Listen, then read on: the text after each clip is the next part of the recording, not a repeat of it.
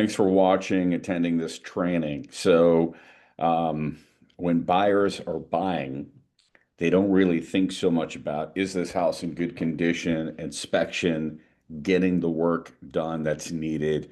They're more so thinking about how much counter space do I have, and what will my friends and family think of this house that I have, right? Part of our responsibility, our fiduciary responsibility for buyers to help them get a house in a good condition. Matter of fact, if we put together a job description for an agent, what is a great buyer's representative? Which is assisting them through the many complex steps of buying a home, helping them search and view available homes for sale, research comparable sales, and negotiate the best price for your new home. And then, as we have highlighted, arrange inspections and negotiate repairs so you receive a home in good condition. These four items that define you as a great buyer's representative are actually paraphrases that are found in the buyer representation agreement. So we're basically saying what our job description, what our responsibility is to be a great representative. So you're much more than a door opener and a tour guide, right? And these repair negotiations are where, we really roll up our sleeves and get to work, because now we're in protection mode to help our clients. So the better that you are at this process, the more satisfied you're going to have clients, the better you're going to be at keeping deals together to make sure that they close. Let's talk about the timelines. And this is pretty important here, because I hear a lot of confusion and a lot of questions when it comes down to the timelines. So we're going to talk about the property inspection contingency addendum, and then the property inspection contingency addenda or removal addendum. All right. One creates a contingency, one removes it from the transaction. Let's talk about this whole time period here. There's really two timelines that are happening. First is the property inspection timeline. In this market, it could be anywhere from 1 to 10 days. I've seen 3 days, 5, 7, 10, 14, right? Really, up to about 10 days is something that's pretty normal in this market. If you're going beyond that, there has to be a pretty good reason for it. For competitive reasons, sometimes you can keep it short. If you're on the list agent side and you see someone give you a contract that has a really long inspection contingency, you could counter back and say, hey, we want to move this inspection time down to about 7 days if we can. The reason for it is, if it's not going to work out, how long do you want to keep your house off the market, right? So you want to get it done. So I would say 7 days is typically enough time. What's happening during that time frame, we'll double click on that in a little bit, and then also that second time frame when we're actually negotiating. So let's talk about the home inspection contingency itself. All right, so this is when the home inspection is going to be performed by a DPOR licensed home inspector. So if it's your client's brother who is kind of a handyman contractor that drives around in a pickup truck and doesn't have any insurance or not licensed or anything like that, that's probably not the best home inspector, because in the contract, it's asking for a DPOR licensed home inspector, and the seller and listing agent don't necessarily have to recognize your results if you had an inspection done with the wrong person. So we're doing this in, let's say, the first 7 to 10 days. And if you're going to be doing any other inspections, you do want to disclose that. So if you're going to have a contractor, a licensed contractor, or maybe you're going to have someone separate that's going to inspect the pool, or a lead paint inspection, or you're going to do a survey, you do need to disclose what your due diligence is going to be. Now, at the very bottom, you'll see, well, a common question is, what if a new problem is found, right? We just found, like, we did a regular home inspection, but now we found out that there is some sort of asbestos issue in the crawl space, or there's something significantly wrong with the plumbing, and maybe we need to get a sewer scope.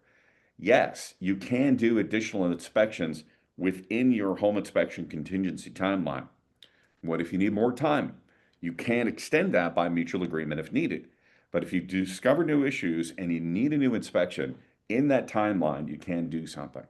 But you got to watch out, because that 1 to 10 days goes by pretty fast, right? You're trying to schedule you and your client and the home inspector being at the house all at the same time.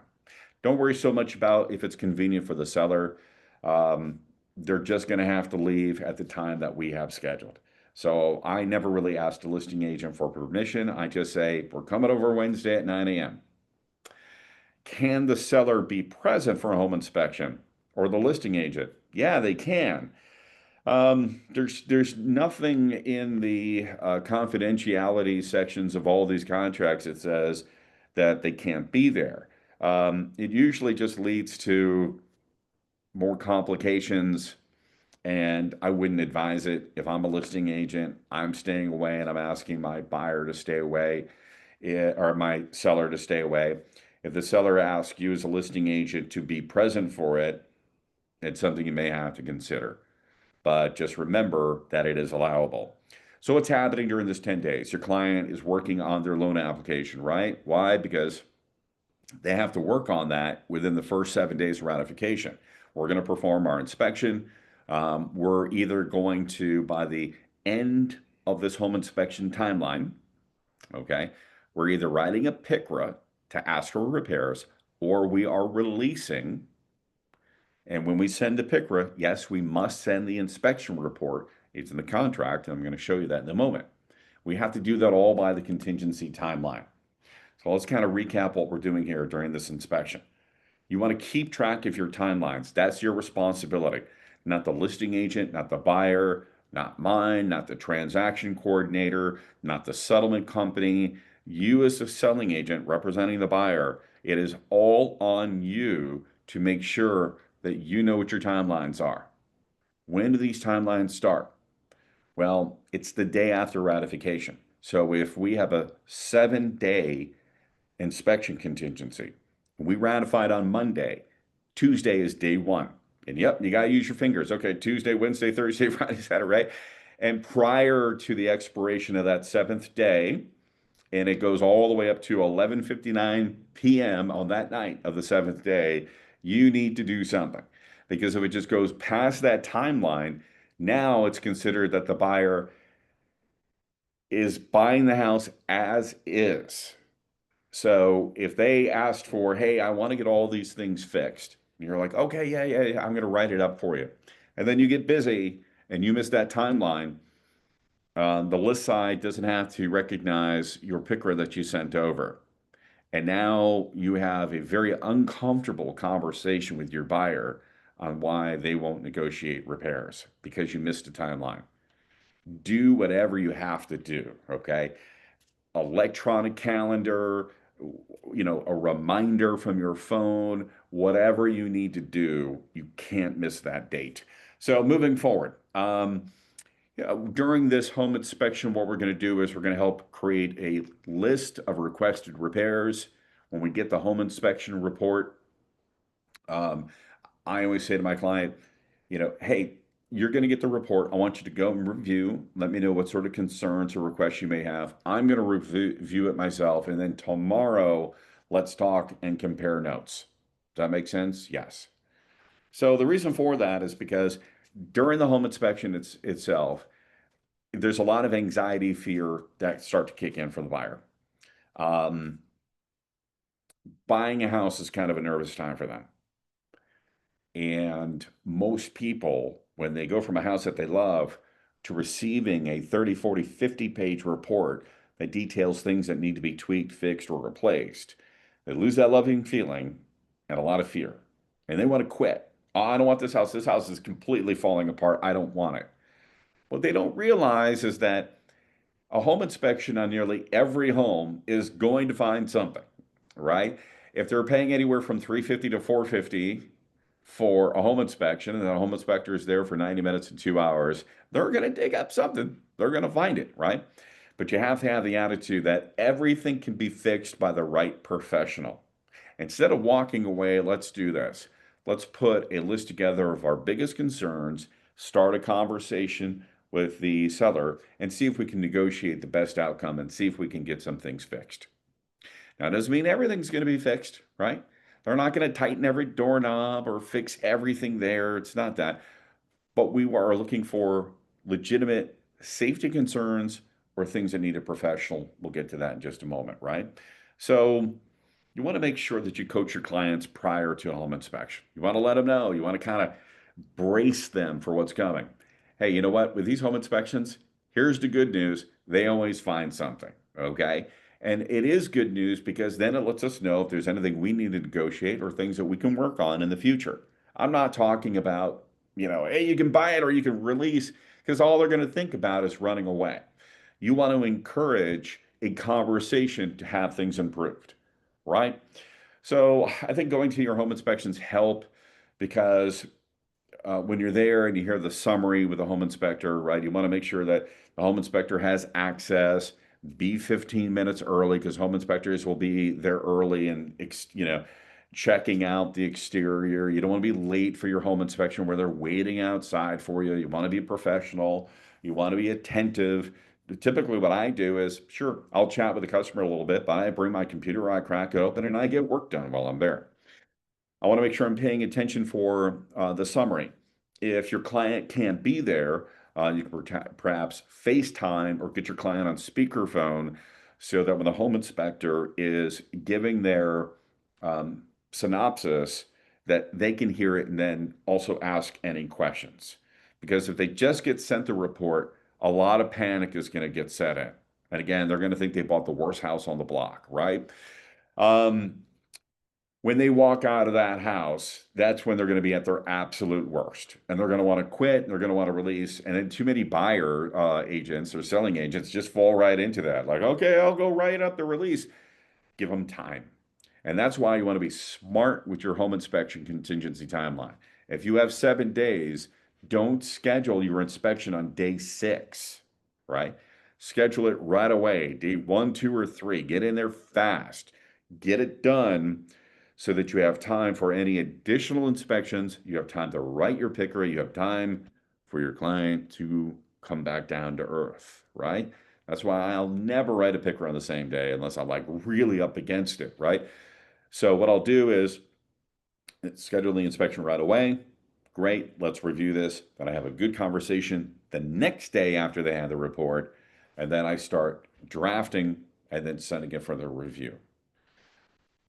So moving forward here, this home inspection contingency timeline here, okay, establishes one timeline. And I'm going to open up this property inspection contingency here. Let me log in. Instanet. And what I would highly suggest is everyone read this. I'm going to go to forms. I will type in inspection in the search, right? Cleared it out.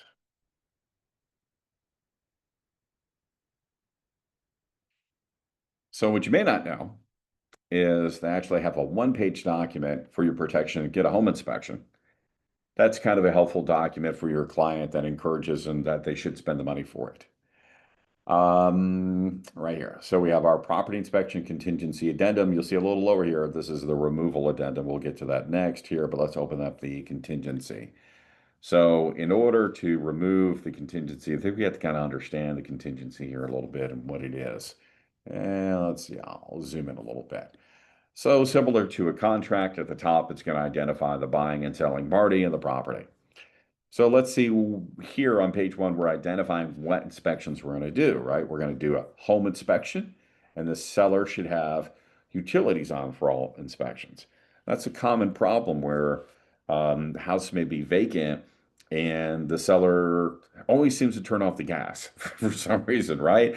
So when you're there and if you think that you're ready to write an offer on a house and it's vacant, I would go into the sink and just turn the water on, make sure it's running, right? Flip a light switch. Okay, we have lights.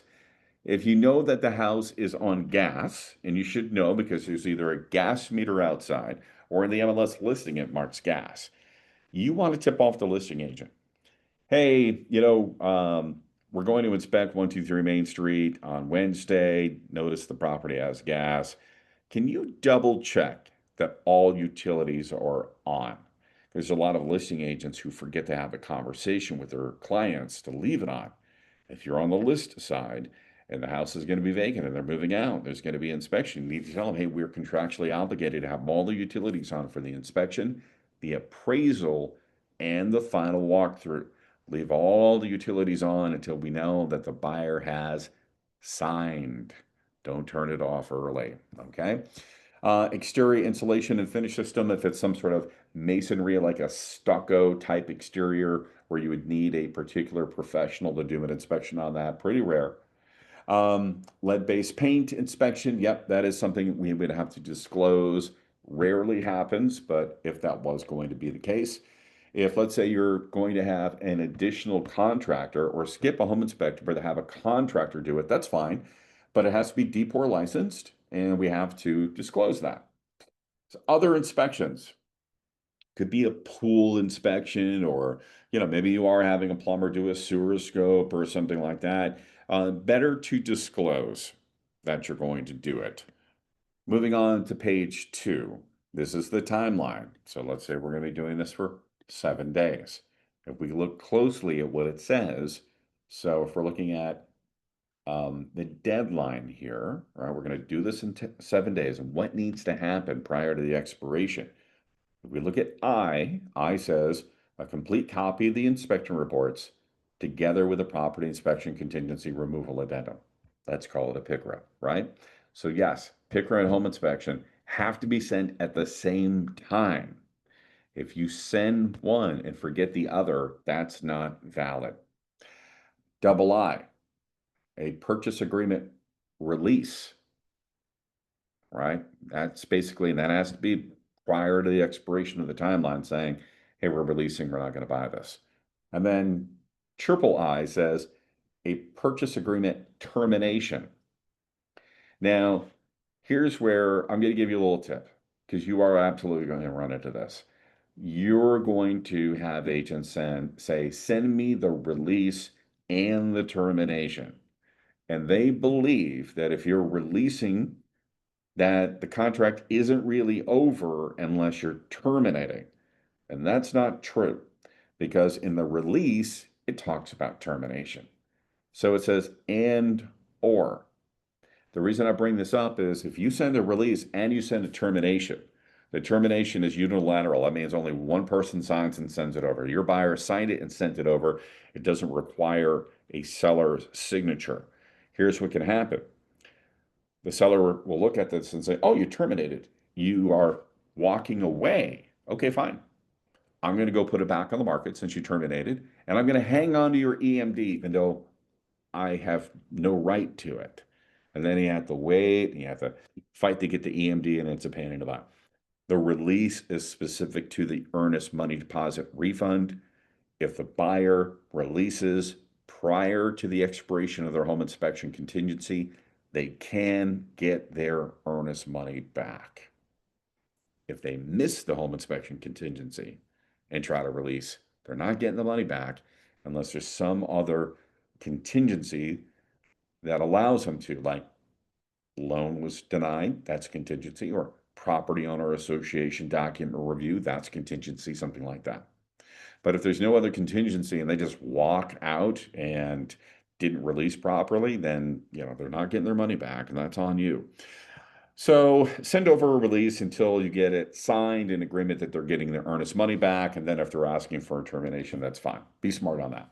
Let's get to the negotiation period. So let's say we did send over the property inspection contingency addendum or removal addendum, the PICRA. We sent over the PICRA and we send over the inspection report. Well, now that starts a new timeline. And I'm going to cover this all important timeline because there's a lot of confusion. So we have our home inspection contingency timeline of 7 days. When we send over the PICRA, it starts a new timeline. Clock goes right back to 0 again for a 5 to 7 day timeline, which I'm going to detail here in a moment. There are a lot of agents who erroneously believe that if I have a 7-day contingency, I have to do the inspection, write the PICRA, and negotiate and have that all done in 7 days. And that's not true. Let's get back to the content here. So let's recap a little bit of this timeline. We did our home inspection within, let's say, 7 days. We wrote our PICRA and we sent that over to the listing agent with the home inspection report. Now a new timeline is established. The request for repair starts this new timeline. First, it's 5 days. There's a 5 day negotiation period. Nobody's releasing or quitting. And if, let's say, it's day 2 or day 3 and you're trying to release, the listing side doesn't even have to recognize that because it's not time to do that. Our contracts pretty much lock us into a 5 day dance to try to work it out. And there's going to be counters and counter offers and renegotiations and changes of terms, and it could be anything. Repairs that will be done or not be done. Price changes, credits and allowances, home warranties. It's all on the table, right? Once we find out the condition of the home, anything's negotiable. You may hear an agent say, "Oh, you can't negotiate the price during a PICRA." Who says you can't? So, of course you can. Everything's negotiable. If we went back to this, and sorry to punish you with paperwork, but it actually does say it in here. I'm going to zoom in just a little bit.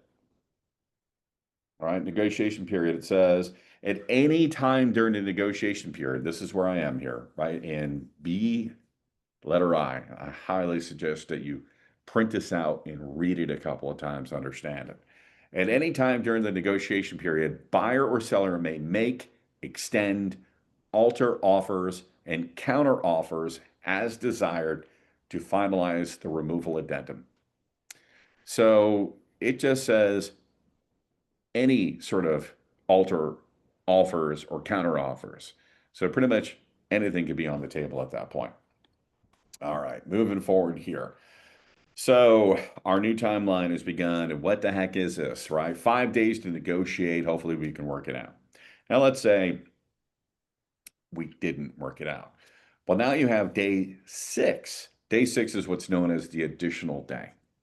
And now on that day, you can continue to negotiate or the buyer can release. Believe it or not, the seller can't release on that day. Now we have day 7. Either party can release, buyer or seller can release.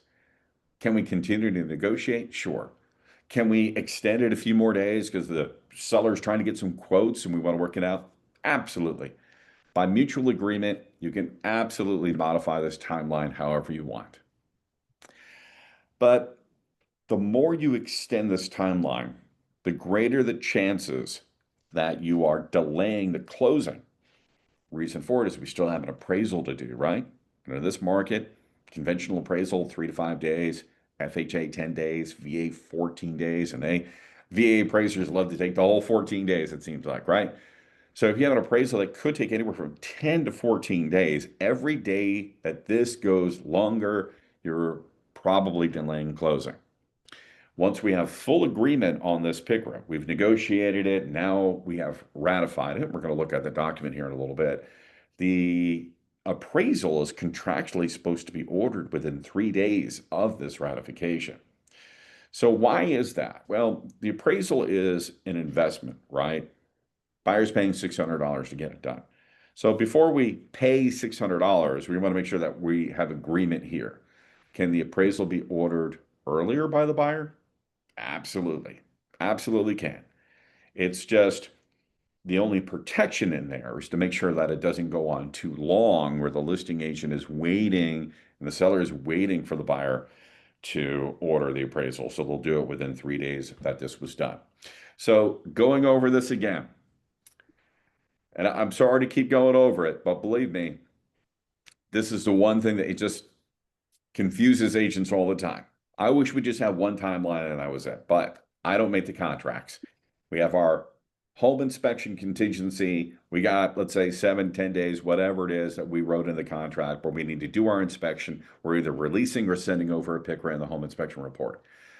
As soon as we do that, a new timeline starts, and that's when we are negotiating for 5 days. Could be less. We could work it out in 2 days. And then day 6 and 7 are release periods, but still negotiation days at the same time. Now, some common questions that I get. Some believe that if, let's say, I send over the PICRA and we're at day 1, and the seller's had it for 2 days. Some believe that if the seller sends it back, it starts a whole new 5-day period again. And no, no, no, no, no, no. It's a continuous 5-day negotiation period, no matter how many times counter offers go back and forth on that. Um, and if you have questions, ask some of the mentors around you, and they'll help you keep track of this. But again, this timeline is on you. It's not on your client, the listing agent. They're not going to help you out, or the seller, or the TC, or the transaction coordinator, or anything like that. This timeline is solely on you to keep track of. When does the timeline start?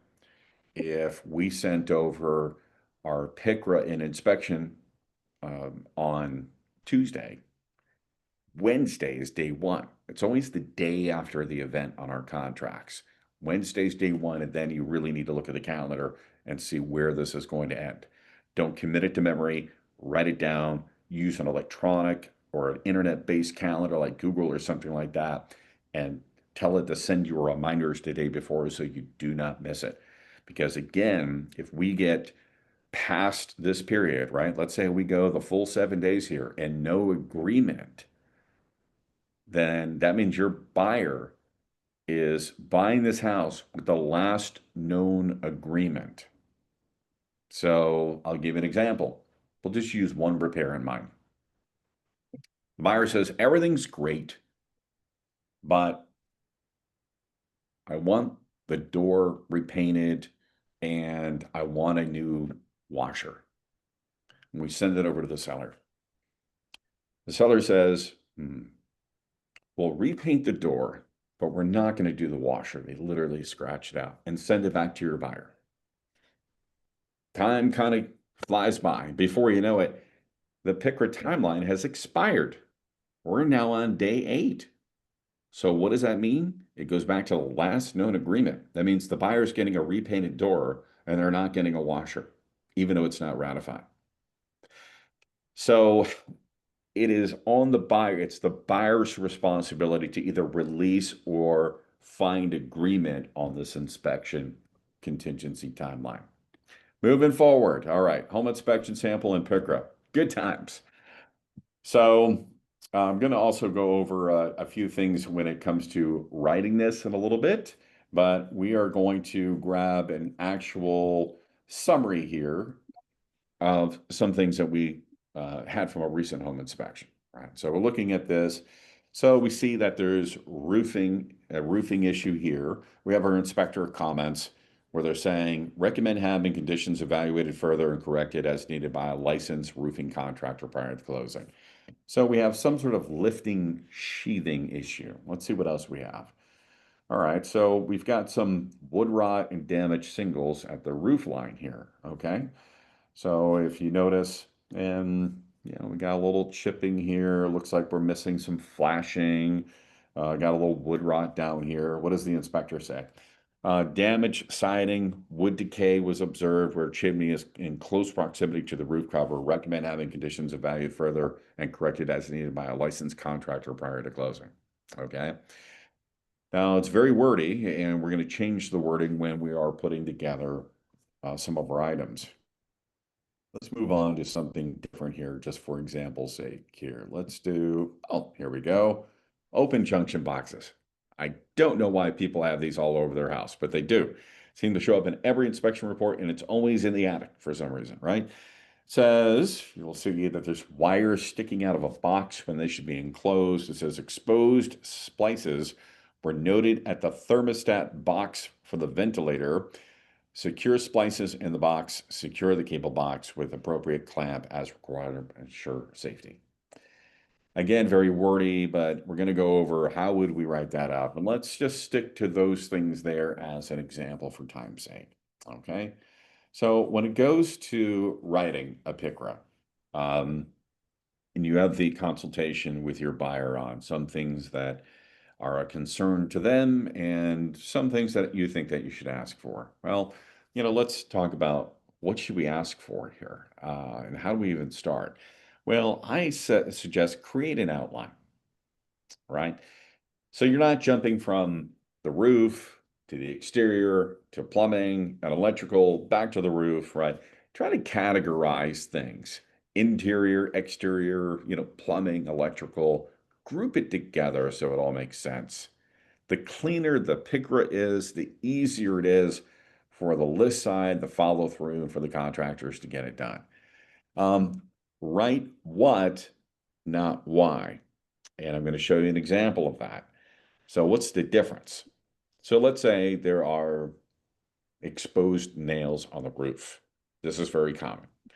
The home inspection report is going to say, have a licensed roofer contractor evaluate and replace or repair exposed nail heads on the roof because it could lead to moisture intrusion, right?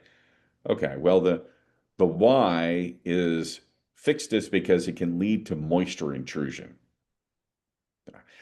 Now, we just want to write why, right? Which is have licensed roofer evaluate and repair exposed nail heads as noted in the inspection report 2.1, right?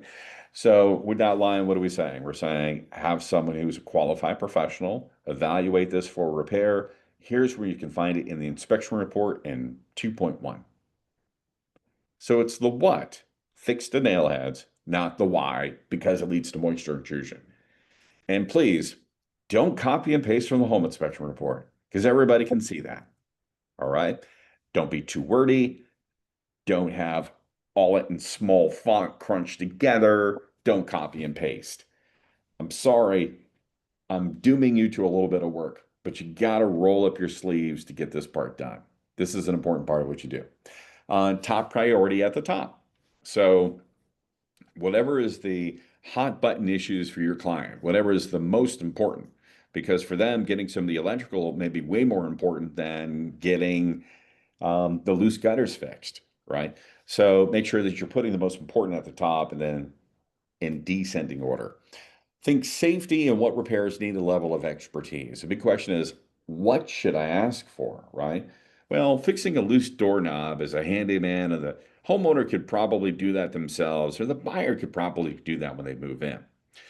But if there are serious deficiencies in the electrical panel, or missing shingles on the roof, or open junction boxes in the attic, or something in a crawl space, that's not something for the buyer and seller really to do, right? This is when we need a professional to do that. So think safety and what level of repairs need an expertise to fix. Are you asking for the right level of professional to do the work?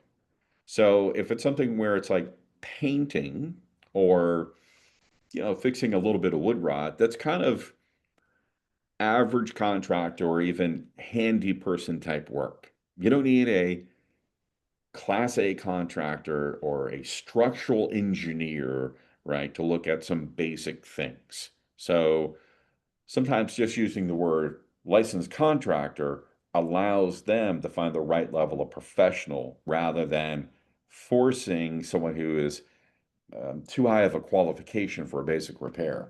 Are you asking for the repair or replace? So sometimes it may not be needed to be replaced, sometimes just repaired. Sometimes the home inspector's not sure, and we're not sure either. So what we ask for is an evaluation on this particular system or repair. Does it need to be repaired or replaced? Right? Like hot water heater, temperature seems to be off. Does it need to be repaired or replaced? Um, the air conditioner unit should be blowing a little bit colder air. Are we replacing the HVAC or are we having the right technician who's going to go evaluate and make the correct repairs to it? Another little handy one too is PEACH, an acronym that will stand for plumbing, electrical, appliances, cooling, and heat. Yes, there is more, right? Because we're talking about roof, attic, crawl space. But if you're really at a loss, think of safety, what needs an expert to evaluate, and then plumbing, electrical, appliances, cooling, heat, a lot of those things that people are going to use fairly often. All right. So let's go to transaction desk and we're going to grab another form here too. And we'll go back to our inspection items. We did the property inspection contingency addendum. Now let's do the removal.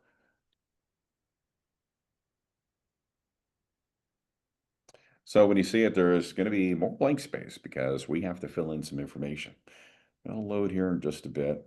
Ah, there we go. Great. Let's zoom in a little bit. So what date will it be? It'll be the date that we were under contract. When was the original contract authored? And let's say we just we wrote it on the 25th. We're going to have our buyer's name. We're going to have our seller's name in there. We're going to have the list and selling firms that are going to be there, right? And then we're going to have the address of the house. Now let's look at some of these checkboxes. So believe it or not, if there's a property inspection contingency addendum, even if there's no repairs, you still have to have a PICRA, but you can check A, no repairs necessary. That happens sometimes. But we are checking the box of, okay, what inspection did we do? And we did a property inspection. And let's say, well, we'd love to have no repairs, but our buyer has asked for repairs. So now we're checking B, which is requested repair items. Just a point, and it's in this form too, that this is related to home inspection items. This is independent of what's in paragraph 13 items known as the CAP, which would be appraisal, termite moisture, septic and well repairs. So if there's appraisal and termite moisture, no need for it to be here because that's already pre-negotiated most times with about 1% of the purchase price. And what I would suggest, if you didn't follow that, read paragraph 13 and then watch the recording of this and hit rewind.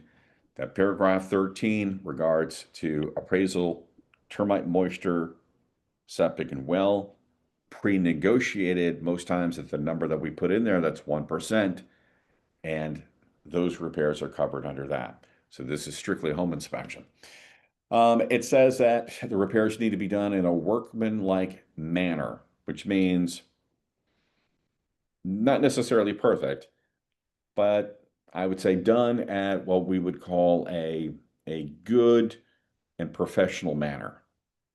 So if it's sloppy work, we may say that's not workmanlike, right? And that has happened. And it says that such work shall be provided to buyer prior to walkthrough. So this is really when it needs to be done. Now it says all repairs completed in workmanlike manner prior to walkthrough and evidence of payment. So you can write down here that we want all invoices, and that's fine. But it already has it in there, by the way, that there's evidence of payment. The reason for it, because if there were some repairs that were done and the seller didn't pay or said they were going to pay at closing and they didn't, that contractor can come back and place a mechanic lien on your buyer's new house. So that payment can fall on the new owner. You want to make sure the work was paid for. All right, moving forward. So let's start with one of these. Let's say that the top concern for the buyer is electrical.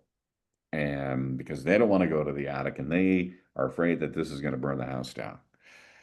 So the repair requested was exposed splices were noted, a thermostat box for the ventilator, secure splices in the box with appropriate clamp and all that. Well, we don't know what the appropriate clamp is, right? So this is number 8 on here. And what I would write on here is F electrician. And let me back up. I would have a licensed electrician repair and secure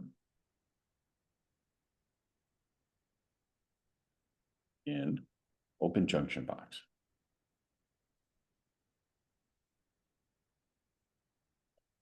And then it's like, okay, well, which junction box here? What are we talking about? We could be specific about it's the one in the attic, but what I'm going to do is I notice that this is number 8 in the inspection report.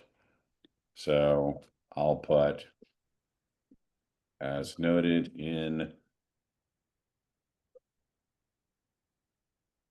section 8 of the inspection report. All right. So let's say you're thinking, man, I don't want to type that over and over again, right? So if you just have licensed electrician repair and secure wires in open junction box, you could put 8, right? So then that way they know, okay, that's section 8 of the home inspection report, right? Sometimes it's like like an 8.1 or something like that. So you can put 8.0 to be consistent, right? So let's choose another one here. We'll go back up to the top here. All right, we have lifting sheathing. Okay, we have no idea why that's happening, and you have some sort of exposed nail and everything like that. The inspector was talking about roof covers and a licensed roofing contractor and all this sort of thing, right? So what I would write here is I would put licensed roofing contractor to evaluate and repair lifting sheathing. And then that was one. We have like 1.0 right here, right? So then I'll just put 1.0. So again, sticking to the what, not to the why. Licensed roofing contractor to evaluate and repair lifting sheathing, 1.0, right? Nice and easy to understand. Nice little checklist for them. We'll do one more here. Let's do this one. So this one's a little more complicated here, right? Because we've got damaged siding, we have wood rot, and then this probably needs some flashing here too.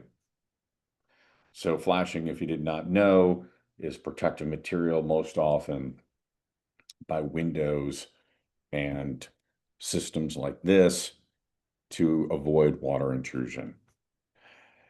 All right, and then we have this one here, which is they're asking for a cricket. Man, you're going to learn a lot about houses with these home inspections on these, what are gable vents and crickets and all these different sort of things and sill plates that we get to write about. And then here they're asking about flashing, number 4. All right, so this is kind of a complicated one here because you've got numerous things. So we're going to start to break it down really like one at a time here. All right, so we have siding, wood rot, and flashing. And then I would put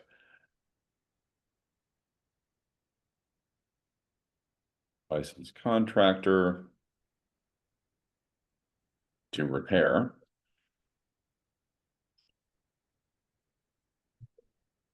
I'll put damaged siding,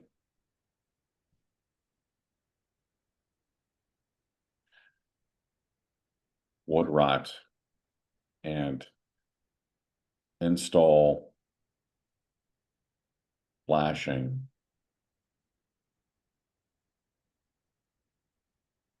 I'll put at chimney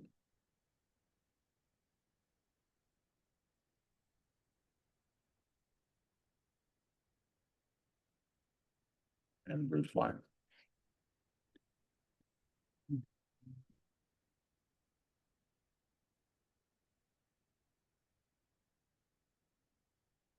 All right, so I want to make sure I get the numbers right on this one here, right? So let's go back here. We also want to write in this cricket here. So we've got 1.1,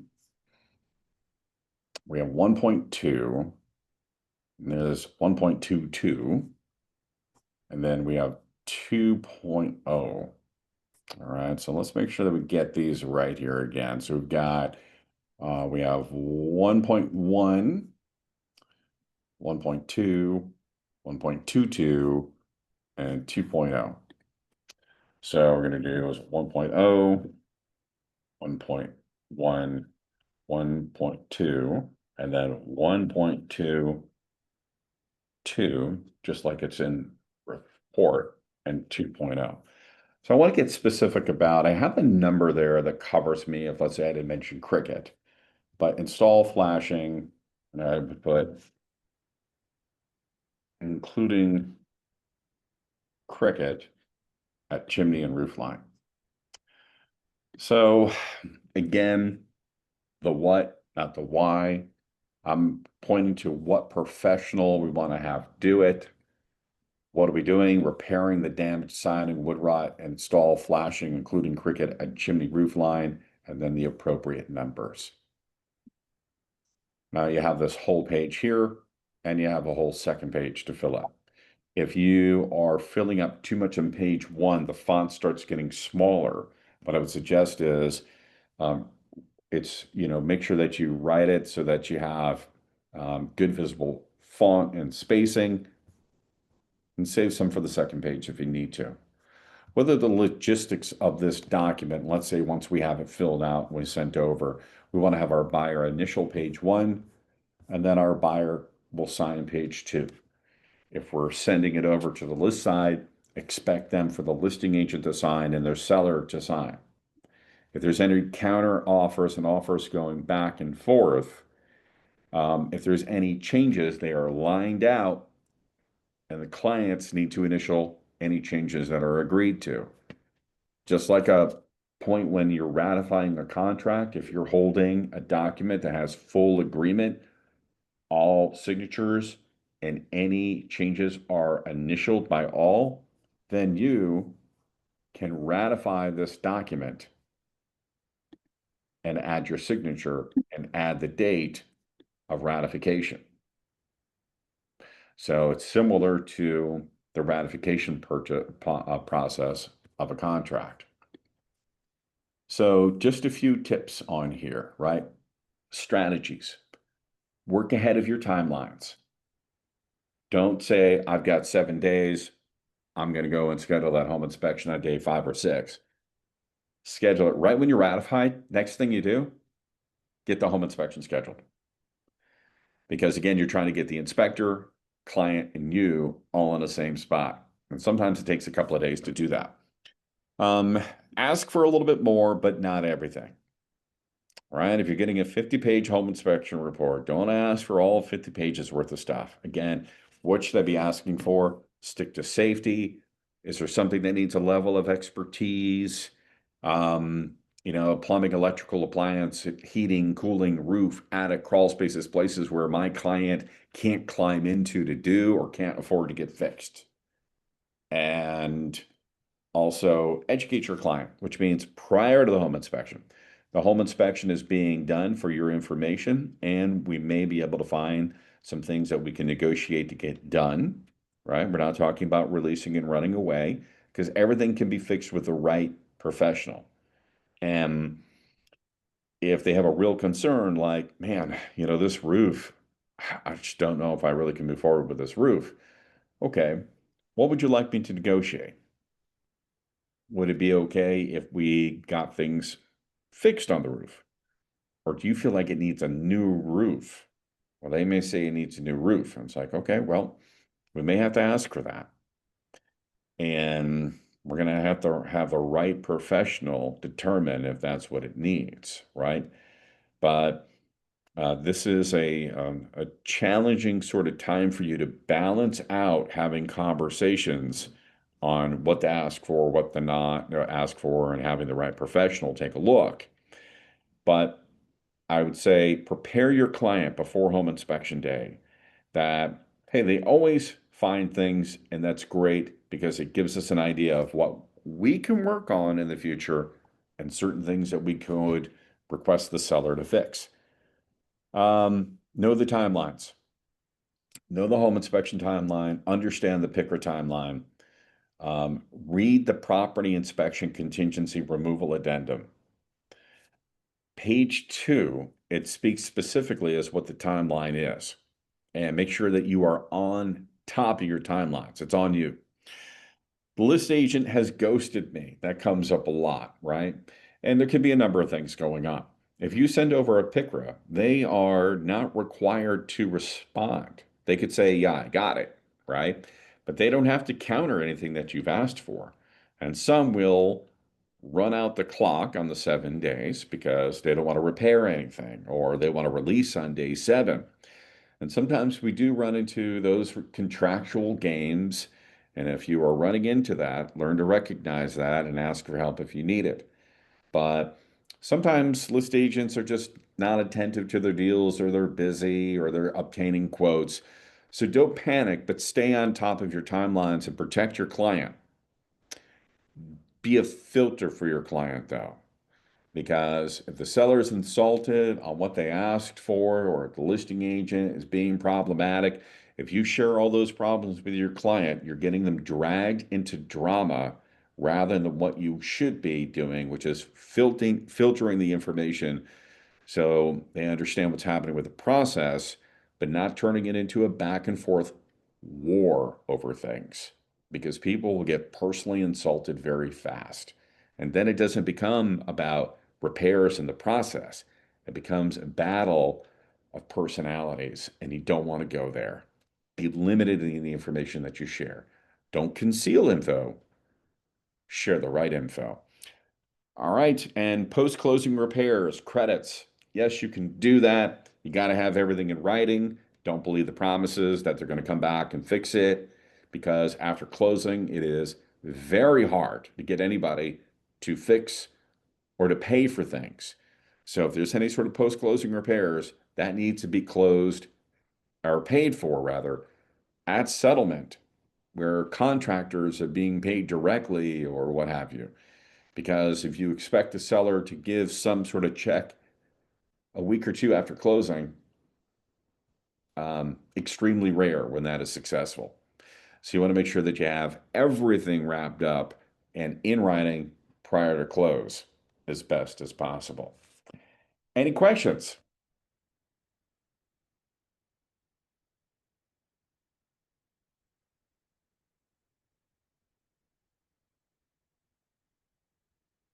This is the time that you really can set yourself apart from other agents by owning this process. Question. Time to really If keep you, it so for example, in my house, there was a pool table when I bought the house, and I kind of really wanted it, but I made the rookie mistake of not putting it in writing. The listing agent was like, "Yeah, they'll probably leave it," and of course, it didn't get left. Now, let's say that was in writing. I was like, "Yep, I want the pool table." They said it conveys, but then after closing, we show up and find out the pool table's not there. Is there I guess what you would call a statute of limitations on how long? Let's say I didn't realize it until months later. I was like, oh, wait, that wasn't a contract. Like, is there a timeline that you can go back and say, hey, this was supposed to be done and this wasn't? Or is it kind of like once the contract's after closing, everything's done? Well, your greatest leverage point is at walkthrough, right? When you're doing the walkthrough, within 24, 48 hours of closing, or even closing day, I always suggest do it the day before closing. I always think that's a good timeline. And if it's not there, right, that's the true time to recognize if an item to convey is missing or if a repair is not done, because your leverage is we're not closing unless this is remedied. That's the best leverage you have. But let's say, okay, we closed and we move forward. I'm going to answer this in two ways, specific to you, and then kind of I'm going to create a question here of, well, what if something breaks after closing? Because that comes up a lot. All right. As far as, hey, we were supposed to have this item, they took it, we don't have. From what I understand, you got a couple of years on that. You got a couple of years to chase them down and say, hey, you remember that pool table that it was in contract and you said you were going to bring back and you didn't? So I believe you got about 2 years to try to fight to get that back, or an amount of credit that would equal the value of that item. Part B, let's say we negotiated for our client to get the HVAC fixed, and we have an invoice from Joe's HVAC service that fixed it, and it closes. Well, this is why we need these invoices, because if it's 4 days after closing and it broke specifically for exactly what Joe worked on, now we don't call the seller, we call Joe and say, hey, Joe, you worked on this compressor and it just stopped. Can you come and double check and see if there's anyway, that this repair maybe could have been done a little bit better or missed something. And then hopefully Joe lives up to his work and shows up and maybe gets it fixed. But let's say Joe shows up and says, well, the compressor's not the issue. Now the axle joint is broken. Well, it's not the seller's responsibility if something new breaks after closing. This is a buyer beware when you close the home as is state. So, meaning that, there is no warranty program or anything like that, right? Um, I heard some agents say, well, my client told me that you have up to 30 days after closing. I'm like, no, no, this isn't Target, where we bring our receipt in and say, hey, this watch isn't working. I want my money back. That's why you want to make sure that you negotiate repairs, you get invoices, you do the walkthrough. And on that walkthrough, if it's complicated stuff like electrical, attic, crawl spaces, right? It's not something visual, right? You can walk up and see that, okay, they did repaint the door, right? You can't tell in a crawl space or the attic, did they close the junction boxes? You can have a home inspector do a reinspection, and cost varies anywhere from $100 to $200 to have them come back. What they can do is they don't reinspect a whole house. They only inspect items that were agreed to on the PICRA. That's all that they check. They can't go discover new stuff. And that reinspection from a home inspector will let you know if some of those more complicated things like roof, attic, crawl, electric, or whatever were actually done. But there really isn't a warranty program. If you buy a brand new construction in Virginia, you have a 1-year builder warranty on on things. But as far as a resale, it's not the seller's responsibility if the plumbing starts backing up 2 months later. You buy the house, you buy the new problems. I know that sounds kind of harsh, but that's just how it is. When someone new is living in the house, we don't understand what their living habits are like or what they're doing to the plumbing or the electrical or the appliances and things like that. So there is no 30 days, 60-day money back guarantee or warranty or anything like that, unless the contractor that did work that provided an invoice is offering some sort of warranty on their work. Can you put in the PICRA that you want these contractors to provide a 30-day warranty on their work? You can absolutely add that in. Any other questions?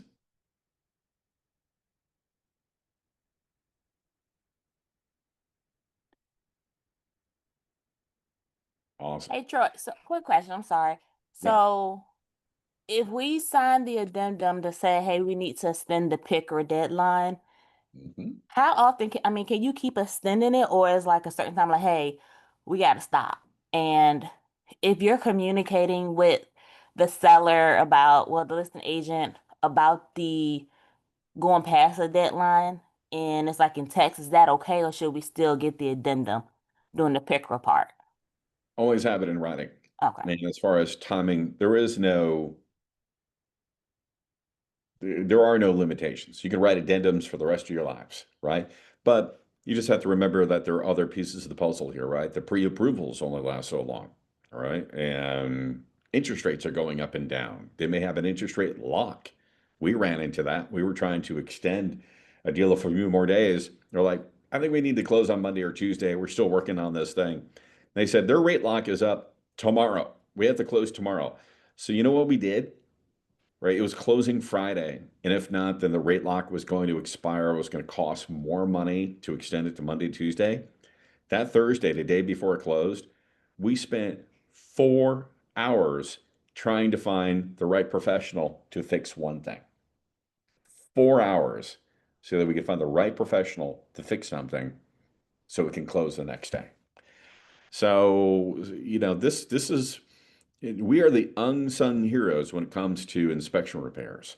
And yeah, look, sometimes it has to be extended because we have to get the right quotes, and we have to find the right person to do it. And it happens. So by mutual agreement, you can certainly extend it. I would always have it in writing because if let's say, we extended it till Thursday, Thursday comes, we still don't have an answer. The listing agent said, yeah, we'll give it more time. And then there's nothing in writing. Well, now it's like, it's really up in the air. It's like, are we in contract, out of contract? And there's no timeline for action. You know, our ability as a buyer to release is leverage. So if I have definitive timelines and say, hey, it needs to happen by then or we're out, right? And as time goes on, I think the buyer has greater leverage in that situation. So always have it in writing, but mutual agreement is a great thing to work out. Any other questions?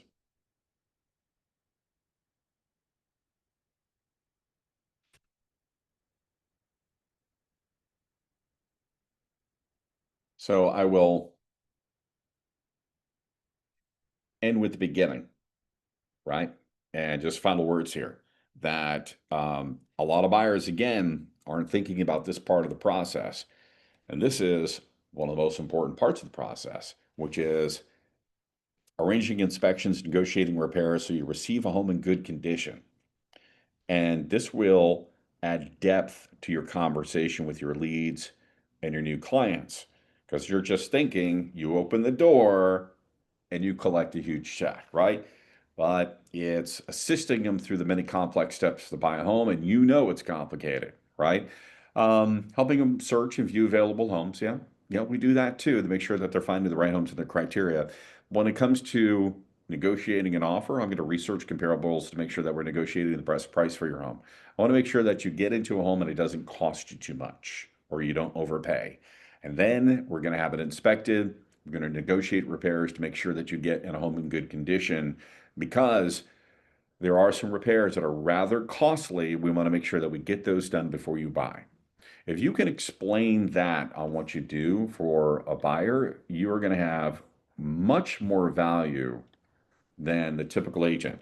Because I can tell you right now, I'm very familiar with the industry and have interacted with agents for well over a decade.